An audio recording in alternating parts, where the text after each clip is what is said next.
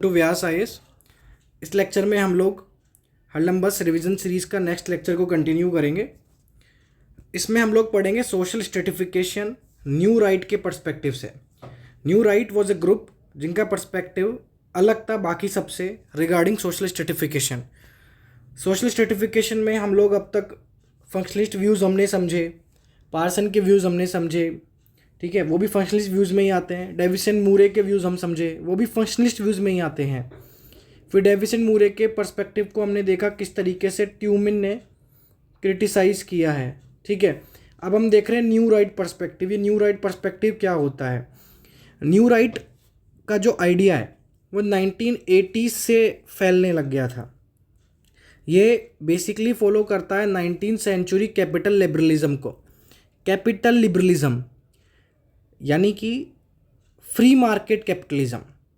Capital liberalism advocate करते हैं कि सोसाइटी में फ्री मार्केट होना चाहिए। फ्री मार्केट आप समझते हैं, गवर्नमेंट का रोल कम से कम हो, गवर्नमेंट का एक्सेसिव रोल या इंटरवेंशन अवॉइड करना चाहिए, और गवर्नमेंट प्योरली प्राइवेट हाथ जो भी गवर्नमेंट जो भी अफेयर्स हैं नेशन के, जो भी मार्केट है वो प्राइवेट हाथों में होना चाहिए।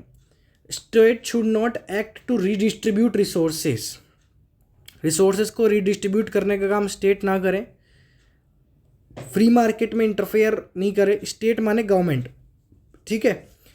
अगर ऐसा करती सरकार, इंटरफेयर करती है या रीडिस्ट्रीब्यूट करती है तो इकोनॉमिक इफ़िशियंसी इससे अंडरमाइन होती है। ये न्यू राइट का पर्सपेक्टिव था जो आपको जानना ज़रूरी था, जो मैंने आपको बता दिया। बहुत ज़्यादा कोई इंपॉर्टेंट ऐसा है नहीं, ठीक है। अब क्या होता है, कई बार डेविसन मूरे के सवाल आ जाते हैं, फिर उस पर ट्यूमिन का आप क्रिटिसिज्म कर देते हो, ठीक है।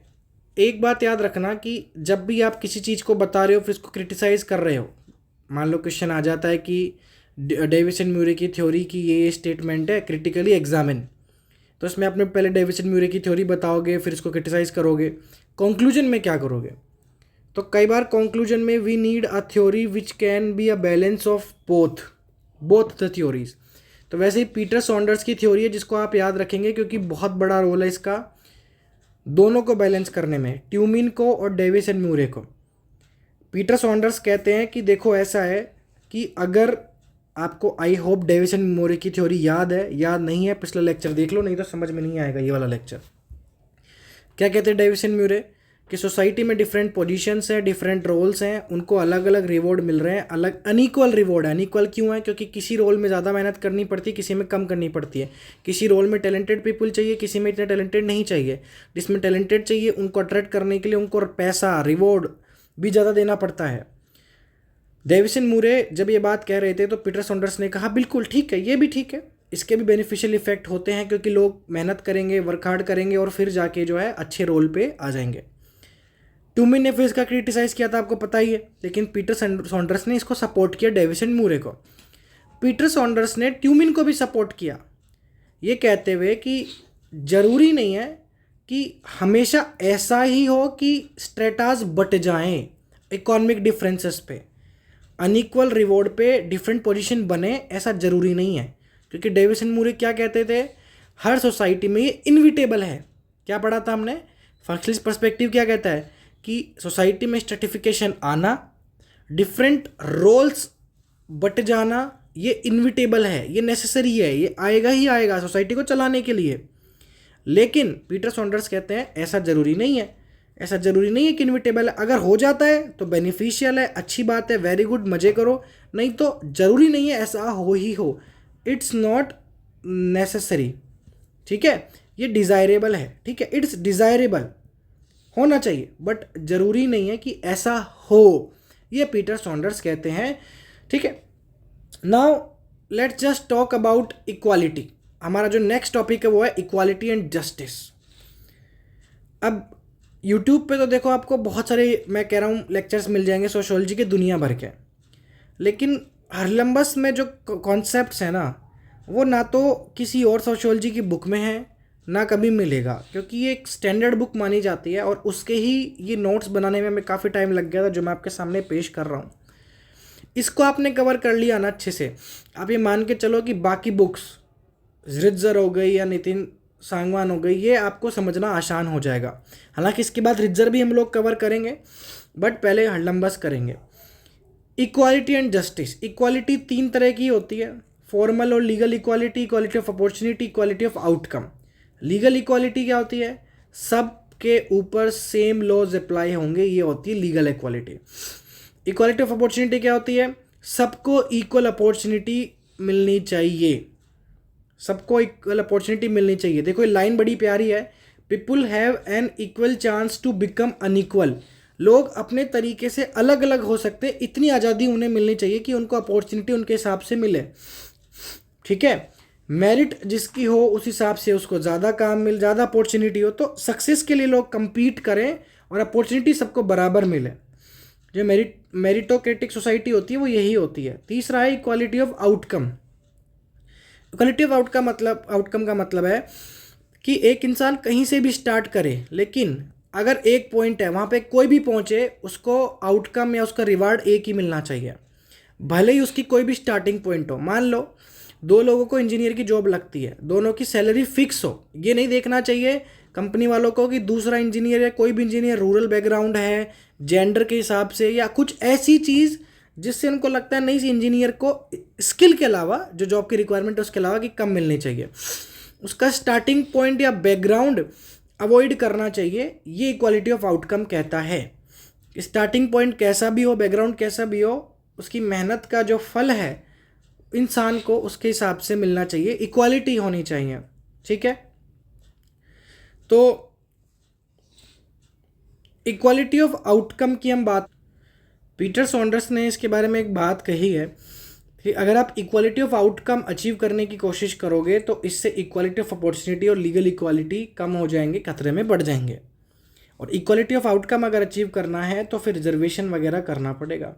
तो जब रिजर्वेशन करना पड़ेगा तो डेफिनेटली हम कहते हैं ना कि रिजर्वेशन की वजह से कई बार ऐसा होता है कि ऐसे लोग जिनको सच में ज़रूरत है रिजर्वेशन की उनको मिलता नहीं है, और कई बार ऐसा होता है कि इस पे बहस भी छिड़ जाती है कि रिजर्वेशन होना चाहिए नहीं होना चाहिए।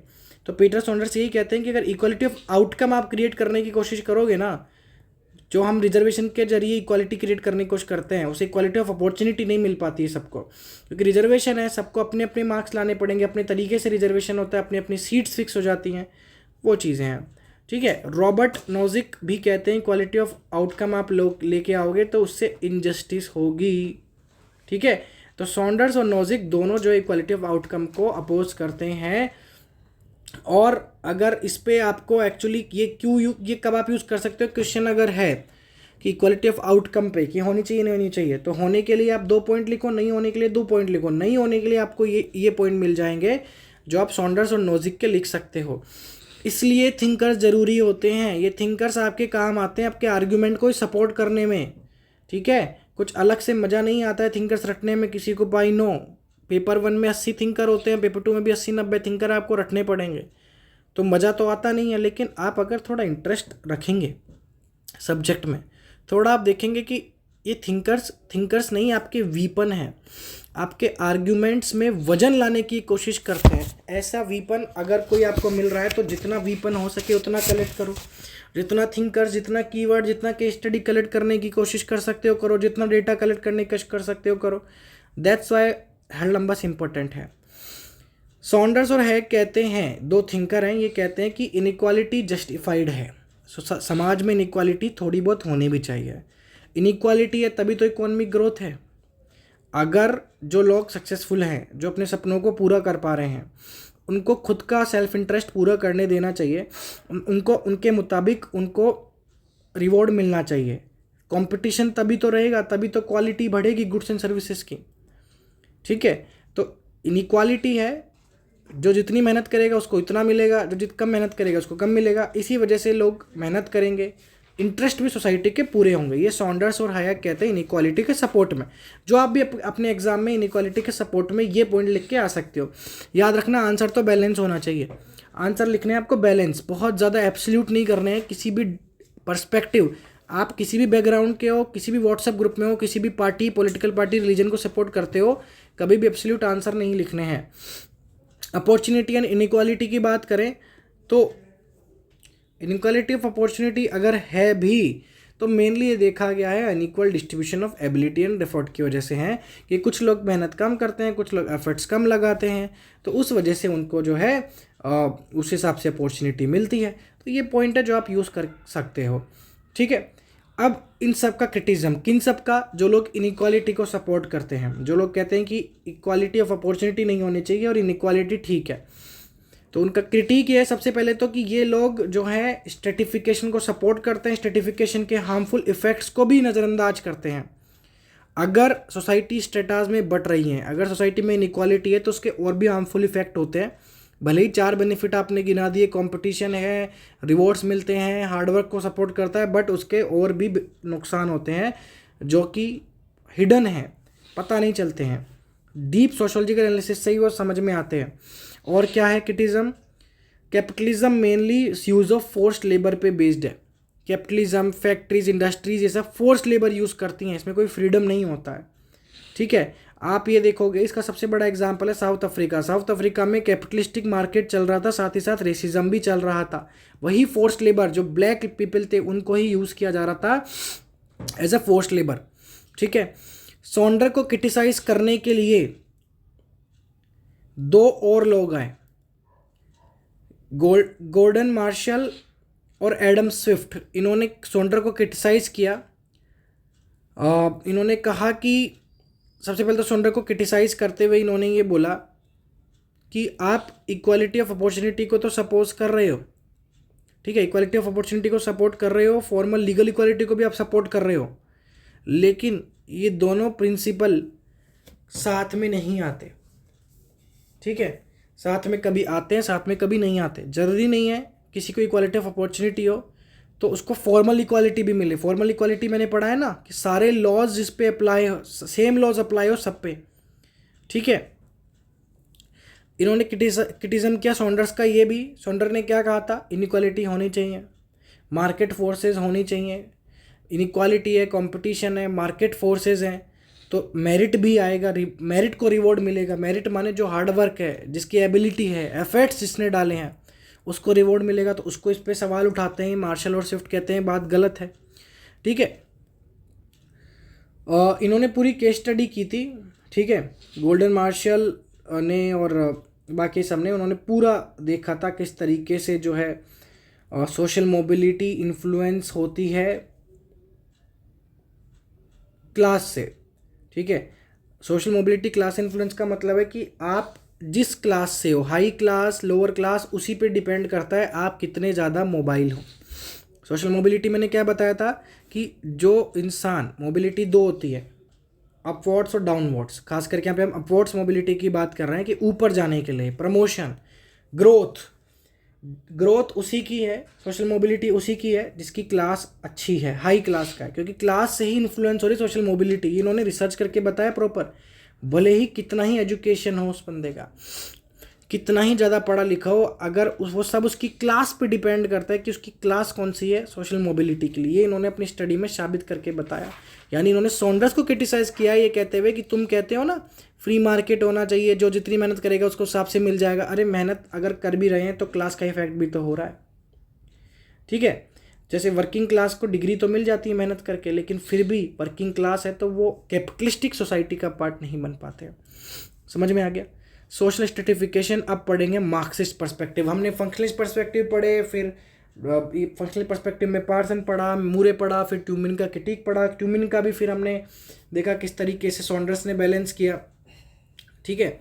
तो सॉन्डर्स का बैलेंस जो था, सॉन्डर्स की बात को भी क्रिटिसाइज करने के लिए फिर 2-3 लोग आए।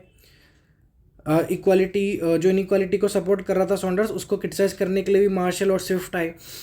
तो यहाँ पे सोशियोलॉजी में बात यही है, आपको ये सीखने को मिलेगा कि कोई भी स्कॉलर या कोई भी सोशियोलॉजिस्ट सुप्रीम नहीं है। हाँ, मेजर स्कॉलर्स हैं, बट सबका क्रिटिज्म हुआ है, सबके क्रिटिक और सबके पॉजिटिव व्यूज़ आपको मिल जाएंगे, ठीक है। यही है जो इसको फन बनाता है कि आप सोचते हैं यार ये सही कह रहा है, ये सही कह रहा है, और पता चलता है इसका भी क्रिटिक है। जब आप उसका क्रिटिक पढ़ते हैं तो पता चलता है हाँ यार वो भी सही कह रहा है।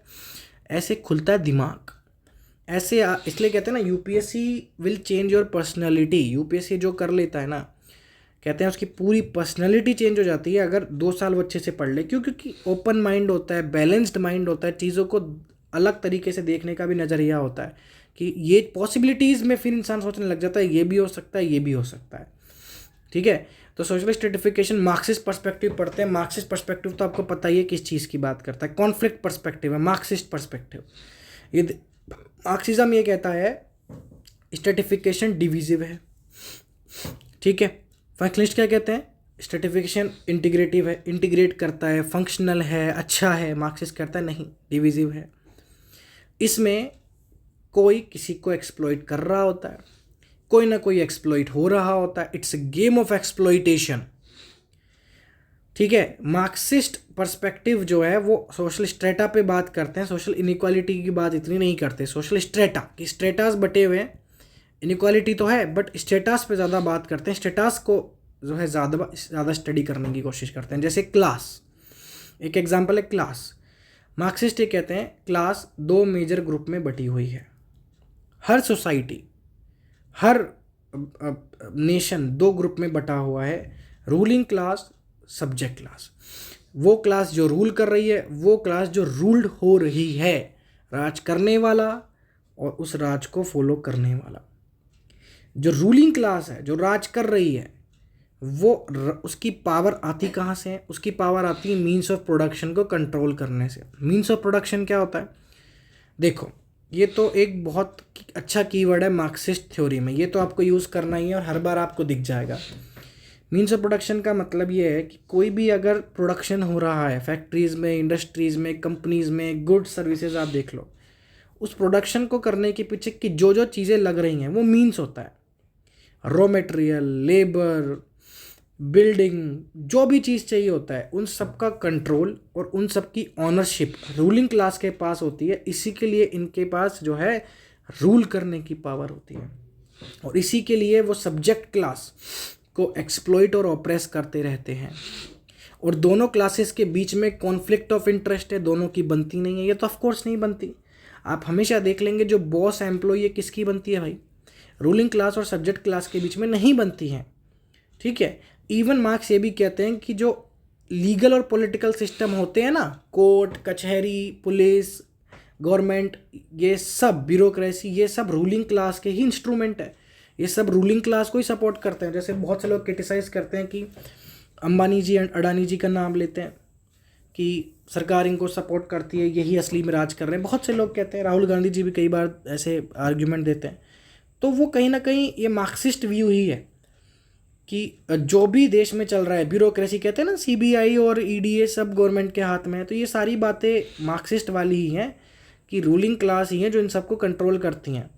ठीक है, और ये लीगल और पॉलिटिकल जितने सिस्टम बने हुए हैं, सब रूलिंग क्लास के ही इंटरेस्ट को सर्व करते हैं।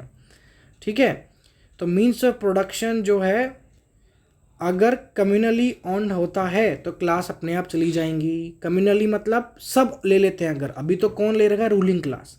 अगर मीन्स ऑफ प्रोडक्शन सबके हाथ में है, ऑनरशिप और कंट्रोल बट जाता है सबके बीच इक्वली, तो क्लासेस अपने आप चली जाएंगी। ये मार्क्सिस्ट जो है क्लास के बारे में कहता है। समझ में आ गया?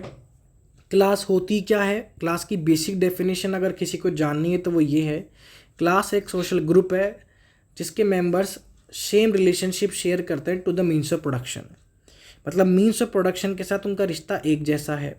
जैसे फैक्ट्री में मान लो एक इंडस्ट्रियल एरिया है, वहाँ पे बहुत सारी फैक्ट्रीज़ हैं। फैक्ट्रियों के मालिक और फैक्ट्रियों के वर्कर अलग ही दिख जाएंगे।